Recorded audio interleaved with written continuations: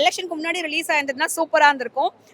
இன்னொன்று இந்த மெசேஜ் வந்து ஸ்ட்ராங்காக கன்வே ஆயிருக்கும் பப்ளிக்கு. But nevertheless now he is a CM. சந்தோஷமா இருக்கு. உண்மையாவே டிசப்பாயின்மெண்ட்டே பண்ணல ஃபேன்ஸ். செம்ம சூப்பரா இருந்தது மூவி. லீக் ஆயிட்டுமே எல்லாருமே வந்து பாக்குறாங்க. ஆனா நான் ஒரு கிளிப் கூட நான் பார்க்கல. ஆக்சுவலி நான் எஃப்டிஎஃப்எஸ் வந்து பார்க்கணும். ஏன்னா நான் ஒரு தீவிரமான ஒரு தளபதி ஃபேன். சின்ன வயசுல இருந்தே நான் வந்து எஃப்டிஎஃப்எஸ் அப்பத்துல இருந்தே ஃபர்ஸ்ட் டேல தான் போய் படத்தை பார்த்துருவேன். ஆனா இந்த வாட்டி ரோஹின்ல பார்த்தே ஆகணும் அப்படின்னு சொல்லிட்டு வந்தது. செம்ம சூப்பரா இருந்துச்சு படம். செம்ம மாசு. எல்லா பொண்ணுங்களுமே வந்து இந்த படத்தை பார்க்கணும். ஒரு தியேட்டர் எக்ஸ்பீரியன்ஸ் அவங்களுக்கு கிடைக்கணும். அப்பதான் வந்து ஒரு நல்லா இருக்கும். நிறைய சீன்ஸ் எல்லாமே வந்துட்டு ஒரு மாதிரி எமோஷனலா சூப்பரா இருந்துச்சு. பிளாஸ்ட் தான். ரோஹிணி செலக்ட் பண்ணதுக்கே ரோஹிணி கமலா எல்லாத்துலயும் ட்ரை பண்ணோம். பட் ரோஹிணில கிடைச்சது. ரோஹினாலே செலிப்ரேஷன் தான், மாஸ் தான், வெயிட் தான். லாஸ்ட் 10 நிமிஷம் ரொம்ப அழுவ வச்சார் தளபதி. ஆமா, திரும்பி பார்க்க தேம்பி அழுகுறாங்க ரெண்டு பேரும். எல்லாத்தோட அம்மா ஹைப்பா இருக்காங்க. நீங்களும் உள்ள வந்துருங்க. அவங்க தான் ஃபர்ஸ்ட் அழுது. தளபதி பார்த்தே வளர்ந்தவங்கல்ல. பிரெக்னெண்டா இருக்கும் போதுல இருந்து தளபதியை பார்த்துருக்கேன். ஏன்ச்சா எல்லாம் பேபி போட்டோ தானே பார்ப்பாங்க. நான் தளபதி போட்டோ தான் பார்ப்பேன். அப்படி பார்த்து வளர்ந்தவங்க தீவிர தளபதி.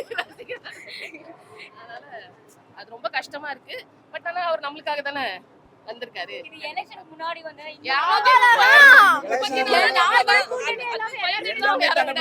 எல்லாமே தளபதி வாங்கியிருப்பாரு. அது பயந்து தான் விடல. வாஷ் அவுட் பண்றாரு. இதுல ஒரு ரோல், முக்கியமான ரோல் பிரகாஷ் ராஜ் பண்ணிருப்பாரு.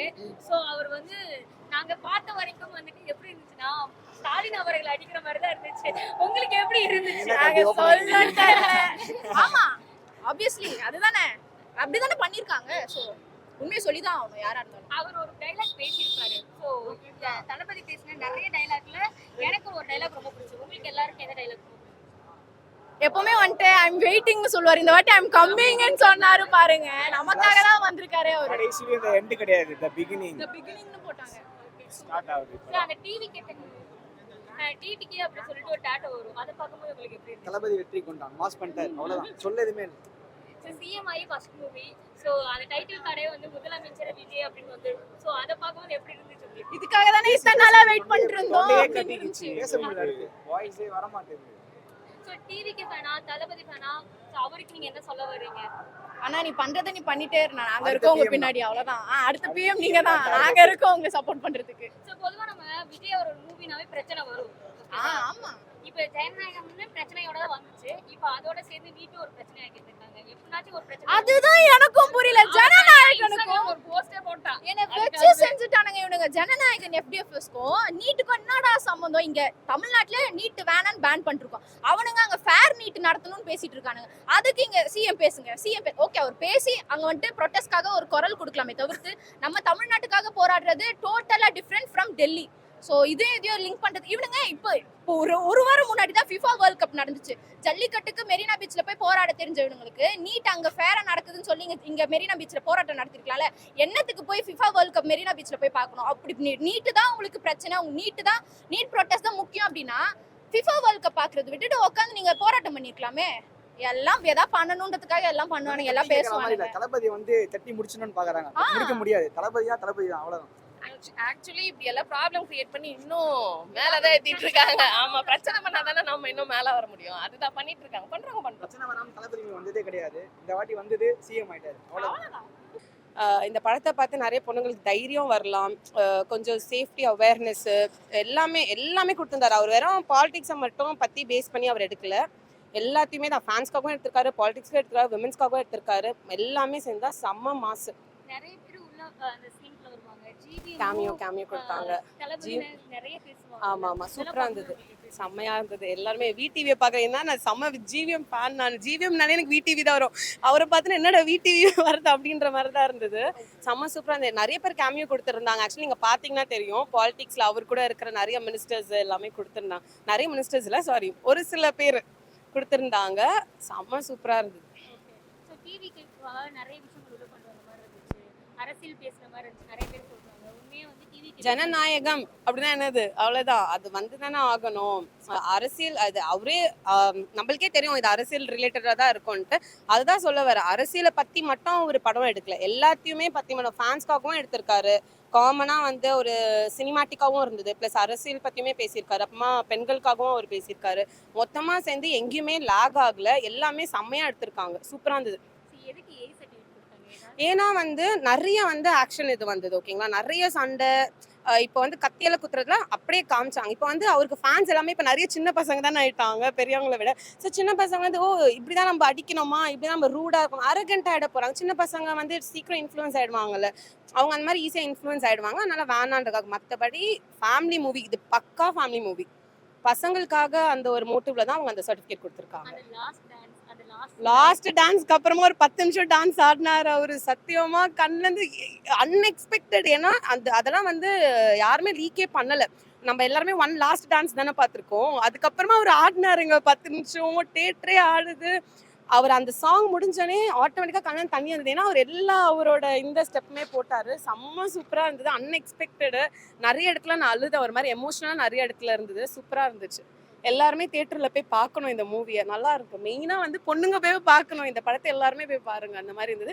பசங்களுமே பார்க்கணும். ஏன்னா வந்து இதுல வந்து பசங்க வந்து பொண்ணுங்க வந்து டீமோட்டிவேட் பண்ணக்கூடாது. எல்லாருமே ஆம்பளைங்க தான் வந்து ஸ்ட்ராங்கு, பொம்பளைங்க வந்து வீக்கு, உங்களால என்ன பண்ண முடியும் அப்படின்னு வந்துட்டு நிறைய பேர் இருக்காங்க. 90% வந்து இப்போ அப்படிதான் இருக்காங்க. நம்ம எவ்வளோ படம் பார்த்தாலும் இப்போ இந்த படத்தை பார்த்து மட்டும் யாரும் மாற போறது இல்லை. பட் ஆனாலும் அவங்க சொல்ல வேண்டியதை சொல்லி இருக்கிறாங்க. ரொம்ப நல்லா இருக்கு. இதை பார்த்தாச்சு ஒரு சில பேர் திருந்துவாங்க அப்படின்ற ஒரு நம்பிக்கை இருக்கு. அதே மாதிரி பொண்ணுங்களும் வந்து யாருமே டிபெண்ட் பண்ணி இருக்கக்கூடாது, இண்டிபெண்டா இருக்கணும். கல்யாணம் தான் லைஃப்ன்றது கிடையாது, அதையும் அவர் சொல்லியிருப்பாரு. பொண்ணுங்க இண்டிபெண்டா ஆயிட்டுனா மேரேஜ் பண்ணிக்கணும் அப்படின்னு சொல்லியிருப்பாரு. ரொம்ப நல்லா இருந்துச்சு. சீரியஸா அன்எக்ஸ்பெக்டட்.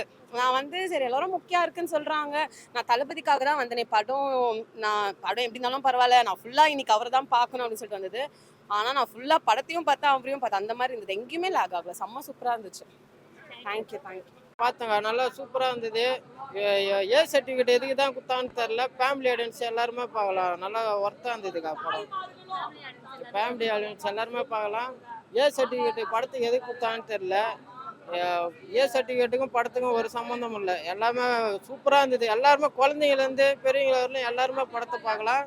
இந்த படத்தில் பார்த்தீங்கன்னா நான் ஒரு 6 நாள் ஒர்க் பண்ணேங்க. நான் ஒரு சீன் பண்ணியிருந்தேன் தளபதி கூடயே இருக்கிற மாதிரி. பக்கத்தில் இருந்து ஒரு சின்ன டைலாக் பேசுகிறேன். அப்போ நான் கூட இருந்தேன். அந்த சீன் வந்து ரொம்ப ஆர்வமாக கிளம்பி வந்து பார்க்கலான்னு ஃப்ரெண்ட்ஸுங்கிட்டலாம் சொல்லிகிட்டே இருக்கிறேன். பார்த்தா அந்த சீனை கட் பண்ணிட்டாங்க. அதில் வந்து அரசியல் டைலாக் பேசினாரு, அதனால கட் பண்ணிட்டாங்க. எதுக்கு படமே அரசியல்னா வந்து எப்படி சொல்கிறது, அந்த டைலாக்கே வேற. அவர் சொன்ன டைலாக் அது வேற மாதிரி டைலாக். அதெல்லாம் நான் சொல்ல மாட்டேங்க, தப்பாயிருங்க. இல்லைங்க, தப்பாயிரும். அது வேணாம். ஆனால் எனக்கு நான் நடித்த சீனு கூட எனக்கு வரலன்னா அவ்வளோ வருத்தப்படல. தளபதிக்கு வந்து இது கடைசி படம்னாக்குள்ளே நான் கண் கலங்கிட்டே இருந்தேன். ஃப்ரெண்டுங்களாம் சொன்னானுங்க. ஃப்ரெண்டுங்க வந்து பார்த்தீங்கன்னா ஒருத்தன் அஜித் ரசிகர், ஒரு தனுஷ் ரசிகர். முதலமைச்சராகி ஃபர்ஸ்ட் படம் தாங்க. இருந்தாலும் இந்த படத்தோட அவர் நடிக்க மாட்டார், அதுதான் கொஞ்சம் வருத்தமாக இருக்குது. அதெல்லாம் தாண்டி கொஞ்சம் என்ஜாய் பண்ணோம்.